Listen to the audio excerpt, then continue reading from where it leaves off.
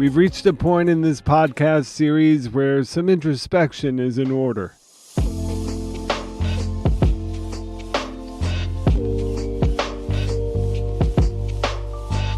Over the course of 35 episodes and more than a dozen hours of content, we've told countless stories and introduced you to most of the key figures involved in the Salem witch trials.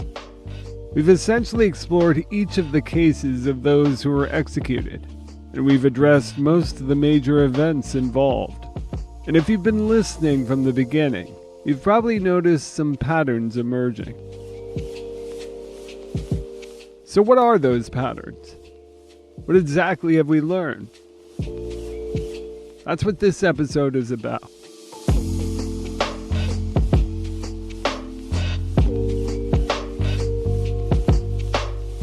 And just to let you know right off the bat, this is the final episode of our long first season. We'll be taking a break after this as we conceive of our second season, where we'll do an even deeper dive into these fascinating events. But first, here are a few takeaways in no particular order that I'd like to put out there. It's always been striking to me how this relatively brief moment in history, and one that unfolded in a colonial backwater, far removed from the centers of power, continues to hold such a grip on our imagination centuries later. I suppose witchcraft accusations, both then and now, demand our attention. Witches are simply too tantalizing for us to ignore.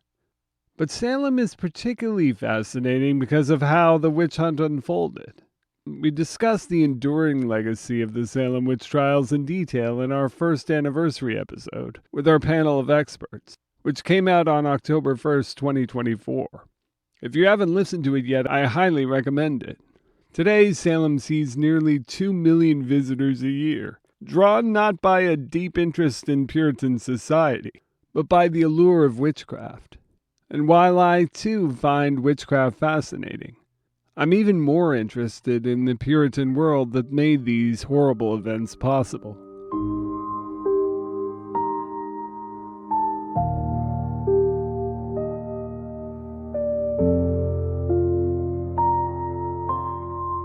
By their own lofty expectations, the Puritans failed. Their dream of a city upon a hill never fully realized. But like any historical moment, their legacy is complex. A mix of successes and failures, ideals and contradictions. Nowhere is that complexity more exposed than in the witch crisis that struck in 1692.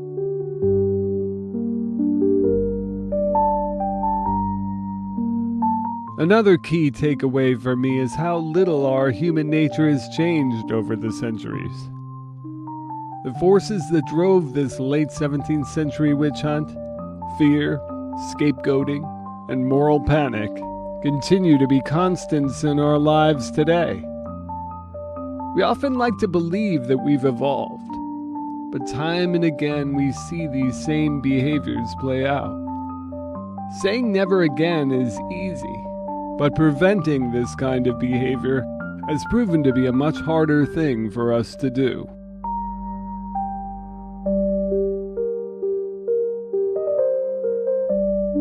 As much as we see their world as foreign to our own, I'm still amazed at how similar these New Englanders of late 17th century are to us today.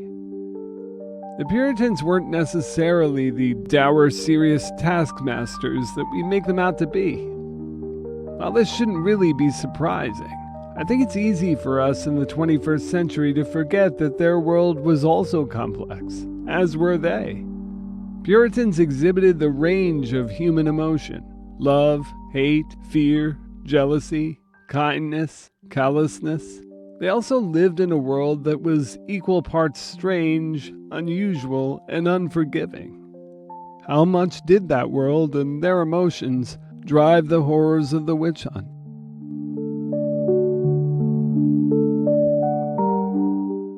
If you've been listening to this podcast regularly, you know I reject simplistic explanations for why the Salem witch trials happened. History is rarely so neat and tidy, in spite of our human desire to make it so.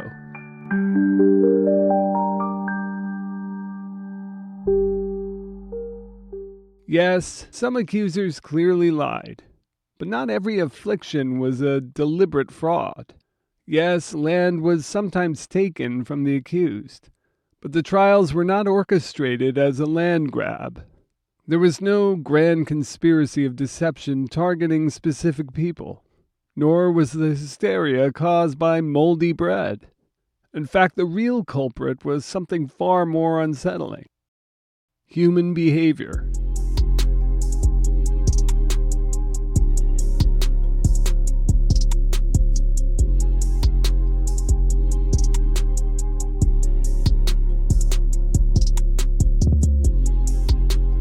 The most likely explanation is mass psychogenic illness, what we once called mass hysteria, a psychological contagion fueled by the deep-seated fear and paranoia that shaped Puritan life in New England at the time. Once this psychogenic condition took hold, human nature did the rest.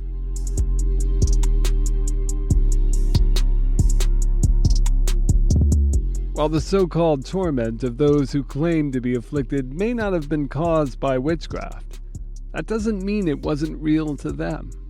And when we try to reduce history to a simple, single cause, we risk missing the deeper lessons it has to teach us.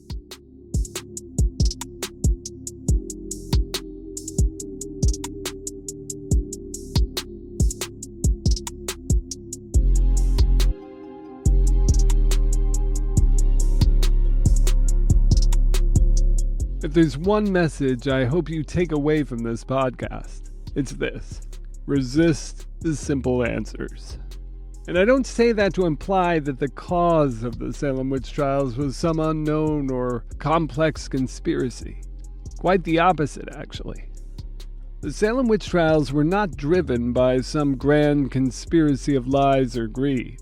Instead, they were the result of a deadly mixture of thoughts and fears that equaled something much more frightening: a broad web of encroaching fear, unsettling shifts in the social dynamics, deeply held beliefs that seem to be eroding in younger generations, just to name a few.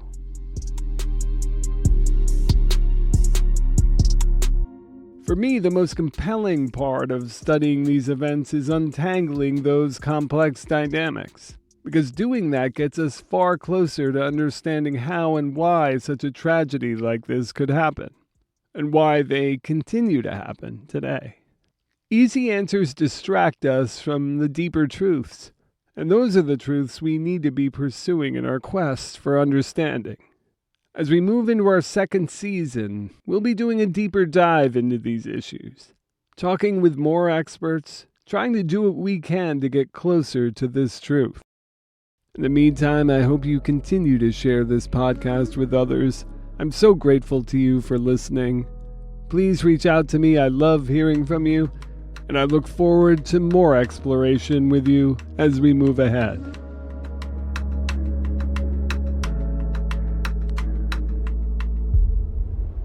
Thanks for listening,